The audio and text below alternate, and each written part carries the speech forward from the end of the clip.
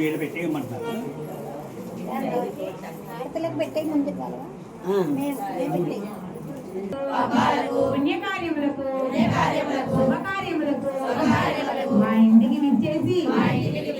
మేము పెట్టు విందు భోజనం ఆరగించి పసుపు కుంకుమలు స్వీకరించి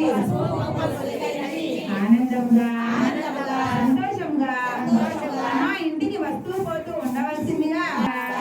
శ్రీనివాసుల పదసాక్షిగా కోరుకొనుచు పుట్టింటి వారమైన మేము ఆడపడుచులకు పెట్టు పసుపు కుంకుమలు ఏడుకొండలవాడ